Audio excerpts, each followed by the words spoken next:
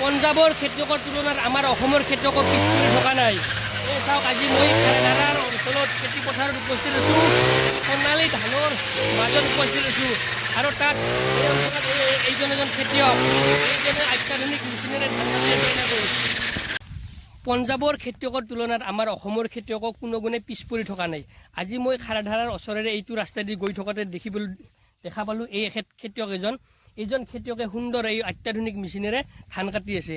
সেয়েহে ময়ো ৰাস্তাৰ পৰা নামি আহি মেচিনটো চাই ল'লোঁ আৰু মই মেচিনটো দি নিজে অকণমান ধান কাটি চালোঁ কেনেকুৱা লাগে। ধান কাটি খুব ভাল লাগে। এতিয়া মই এখেতৰ লগত কথা পাতোঁ, এখেতে এই মেচিনটো আনিলে ক'ৰ পৰা, কেনেকৈ আনিলে, সেই বিষয়ে মই অলপ এখেতৰ পৰা বাইক লৈ ল'ম। আচ্ছা ডাঙৰীয়া, আপুনি এই মেচিনটো যে আনিছে, এই মেচিনটো ক'ৰ পৰা আনিছে? অনলাইন কৰিছিলোঁ।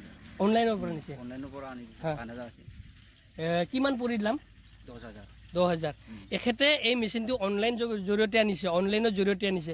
আচ্ছা, আমাৰ এই মেচিনটো আপোনাক এগ্ৰিকালচাৰৰ ফালৰ পৰা দিয়া নাই নেকি? নাই, পোৱা নাই। তাতে গৈছিল না আপুনি অফিচত, এগ্ৰিকালচাৰ অফিচত?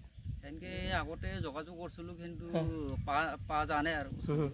এখেতে ডাইৰেক্ট কৰা গৈছে। এখেতে এগ্ৰিকালচাৰ অফিচৰ লগতো যোগাযোগ কৰিছিল, কিন্তু এগ্ৰিকালচাৰৰ ফালৰ পৰা এই মেচিনটো তেখেতে পোৱা নগ'ল। সেয়েহে এখেতে অনলাইনৰ জৰিয়তে কিনি আনিছে।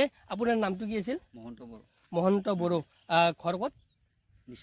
আপুনি কেইবিঘামান খেতি কৰে? 14 বিঘা। এইটো আপুনি এইবাৰে প্ৰথম কাটিছে ন? সেইদিনা বৰ্তমান কেইবিঘামান কাটিলে? এতিয়া বৰ্তমান সেইটো কাটিলোঁ, আঢ়ৈ বিঘা। এক ঘণ্টাত কিমানমান ধান কাটব পাৰি? কেইবিঘামান ধান কাটব পাৰি এক ঘণ্টাত? এক ঘণ্টাত মোটামুটি ক'ব গ'লে আধা বিঘা। এক ঘণ্টাত আধা বিঘা। এখেতে এক ঘণ্টাত সেই আধা বিঘা মাটিত ধান কাটি শেষ কৰি দিয়ে এই মেচিনটোৰ জৰিয়তে। গতিকে আমাৰ এইটো মেচিনেৰে ধান কাটিলে নিশ্চয় বহুত লাভ হ'ব। যদি আমাৰ খেতিয়কবিলাকে আনি লয় এই মেচিনটো নিজে, তেনেহ'লে গতিকে এই মেচিনটোৰ জৰিয়তে আমাৰ খেতিয়কসকল লাভান্বিত হ'ব পাৰিব। আৰু তাৰে এটা উদাহৰণ এখেতে দাঙি ধৰিছে। কি নাম আছিল আপোনাৰ? মহন্ত বড়ো। এখেতে মহন্ত বড়োই তাৰে এটা সুন্দৰ নিদৰ্শন দাঙি ধৰিছে। আশা কৰোঁ সকলো অসমৰ খেতিয়কে এনেকুৱা অত্যাধুনিক মেচিন আনক আৰু নিজৰ খেতি পথাৰত সুন্দৰভাৱে ধানবোৰ দাওক। যিহেতু আজিকালি আমাৰ খেতি পথাৰত আমি প্ৰায় দেখি থাকোঁ, আমাৰ ইফালে ধান কটাৰ সময়ত অজস্ৰ মিয়া মানুহ আহি যায় আৰু তেখেতসকলে যি কয় আমি সেই ৰেটতে দি ধানবিলাক কাটিব লগা হয়। এনেকুৱা যদি মেচিন আমি প্ৰত্যেকজন খেতিয়কে আনি লওঁ, বা খেতি নকৰিলেও যদি কোনোবাই বিজনেছ টাইপতো যদি আনি লয়, তেনেহ'লে ইয়াৰ পৰা বহুত সুবিধা হ'ব। কেনেকুৱা পালে এই মেচিনটো চলাই? ভাল লাগছে না? বিৰাট খেতি কৰা এটা বহুত উদ্যম আহে না। তথাপি যদি আপোনাক এই মেচিনটো যদি এগ্ৰিকালচাৰৰ ফালৰ পৰা ছাবচিডি হিচাপে দিলা হয়, তেতিয়াহ'লে আপুনি আৰু বেছি ভাল পালা হয় না। তেখেতেও এটা আনিছে। আপুনি ক'ৰ পৰা আনিছে মেচিনটো? মই এগ্ৰিকালচাৰৰ পৰা আনিছোঁ। আপোনাৰ মেচিনটোত কিমান পৰিল? মইতো তেওঁলোকে ফ্ৰী দিছে। অলপো পইচা লোৱা নাই? এখেতে এটা আনিছে। এখেতে কিন্তু এই মেচিন ধান কটা মেচিনটো আনিছে এগ্ৰিকালচাৰৰ ফালৰ পৰা, এখেতক ফ্ৰীতে দি দিছে। এখেতে বোধহয় কিবা যোগাযোগৰ ক্ষেত্ৰত কিবা অলপ যি মানুহ লগ ধৰিব লাগে লগ পোৱা নাই, সেইবাবে এখেতে এগ্ৰিকালচাৰৰ ফালৰ পৰা পোৱা নাই। এগ্ৰিকালচাৰত সুবিধা দিয়া বুলি জানো, এখেতে কিন্তু এগ্ৰিকালচাৰৰ ফালৰ পৰা কোনো এটকাও নেদাকে বিনা পইচাত আনিছে। এখেতে মানে আজি এই পথাৰত আহিল কিহৰ কাৰণে? যিহেতু তেখেতৰো এটা মেচিন আছে, মেচিনটো কেনেকৈ চলাইছে এখেতে সেই চোৱাৰ বাবে আহিছে না। আপোনাৰ মেচিনটো ব্যৱহাৰ কৰিছে না কৰা নাই? তেখেতৰ মেচিনটো আজিলৈ ব্যৱহাৰ কৰা নাই, আৰু সেয়েহে এখেতে চলাই থকা দেখা পাই তেখেতেও আহি মেচিনটো চাই ল'লে। এইটো এটা ভাল নিদৰ্শন দাঙি ধৰিছে আপুনি।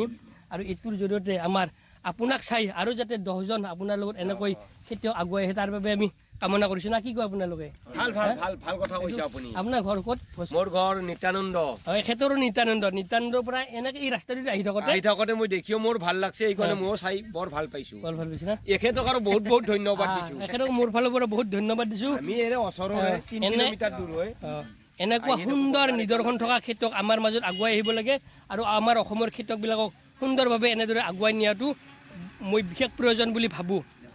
এতিয়া আপোনালোকে নিশ্চয় ভাবি আছে যে এই মেচিনটো কিহেৰে চলিব, ডিজেল, পেট্ৰল না কেৰাচিন? এই মেচিনটো একচুৱেলি চলিব পেট্ৰল না।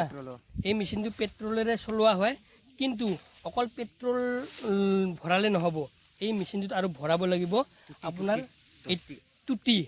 আগতে যে আমাৰ এই ৰাজদূতবিলাকত ভৰাইছিল টুটি, এই 10 টকীয়া পেকেট পায়, 1 লিটাৰ পেট্ৰলত আপুনি সেই 10 টকীয়া পেকেট এটা মিক্স কৰি দিব লাগিব আৰু ইয়াতে ভৰালে আপুনি এই মেচিনটো সুন্দৰভাৱে চলি থাকিব। যদি আগ্ৰহ আছে আপোনালোকৰ তেনেহ'লে অনলাইনৰ জৰিয়তে আনিব পাৰিব, আৰু নতুবা আপোনালোকে যদি এগ্ৰিকালচাৰৰ লগত যোগাযোগ কৰিব পাৰে তেনেহ'লে এগ্ৰিকালচাৰ ফালৰ পৰাও আপুনি এই মেচিন পাব পাৰে। এগ্ৰিকালচাৰৰ ফালৰ পৰা যদি আপুনি এই মেচিনটো পাবলৈ সক্ষম হয় তেনেহ'লে ইয়াত 1 টকা ভৰিব লগা নহয়। হয়তো কিবা আদান প্ৰদান আপোনাৰ খৰচ হ'ব পাৰে, আৰু এখেতে যিহেতু অনলাইন আনিছে, অনলাইনতো বেছি দাম নহয়, 10,000 টকা যদি পচন্দ লাগে আপোনালোকে সুন্দৰভাৱে এই মেচিন এটা আনি ল'ব আৰু আপোনাৰ খেতিডৰা সুন্দৰভাৱে আৰামত কাটি থাকিব পাৰিব। অকল ধান কাটাতে ব্যৱহাৰ নহয় এই মেচিনটো, আৰু আপোনাৰ জংঘল চাফা কৰোঁতে ব্যৱহাৰ কৰিব পাৰি। সেইটো ব্লেডটো চেঞ্জ ব্লেডটো চেঞ্জ কৰি দিলে আপুনি ধুনীয়া সুন্দৰভাৱে আপোনাৰ বাৰীখন চাফ চিকুণ কৰি ৰাখিব পাৰিব। গতিকে আজি মোৰ এই ভিডিঅ'টোৰ জৰিয়তে আপোনালোকক এইখিনিকে দেখুৱাই দিলোঁ। যদি ভাল পায় ভিডিঅ'টো লাইক কমেণ্ট শ্বেয়াৰ কৰি দিব। সকলোকে বাই বাই।